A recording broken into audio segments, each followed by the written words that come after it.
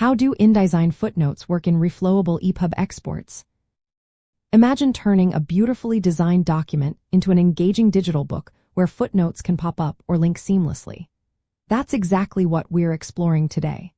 When you export your InDesign project to a reflowable EPUB format, footnotes can behave in different ways depending on your settings and the reader you use.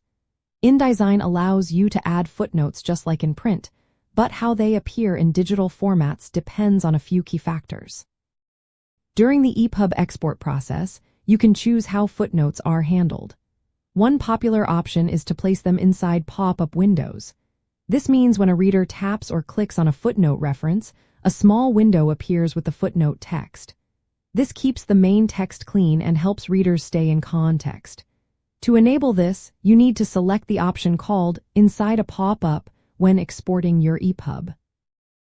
You don't need to do anything special in InDesign beyond creating footnotes normally. The software recognizes them and offers this setting. However, it's important to remember that not all EPUB readers support pop-up footnotes. For example, Apple's iBooks app works well with this feature, making footnotes appear as small overlays. Other readers like Adobe Digital Editions may handle footnotes differently, often linking to the footnote text placed later in the document. Sometimes, this can cause the footnote to appear at the end of a chapter or even duplicate the footnote content, which might disrupt the reading flow.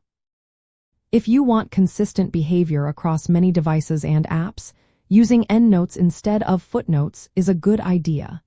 Endnotes appear at the end of a section or the entire book, and readers can easily navigate back and forth. This method tends to work reliably across different EPUB readers. Exporting to EPUB version 3 improves accessibility and makes your content more adaptable to various screen sizes. Still, it doesn't guarantee that footnotes will look or behave exactly the same everywhere. Testing your EPUB in multiple reading apps is the best way to see how your footnotes will appear. If you want to customize how footnotes look or behave beyond what InDesign offers, you can edit the EPUB code after export.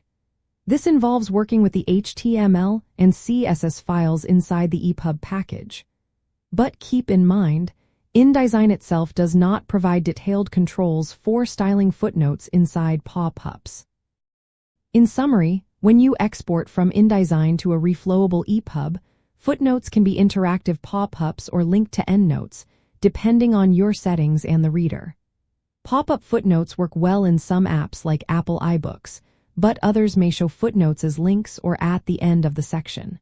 For the most consistent experience, endnotes are often a safer choice. Using EPUB 3 enhances responsiveness and accessibility but doesn't guarantee uniform behavior across all devices. To get the best results, test your EPUB on different readers and consider manual adjustments if needed.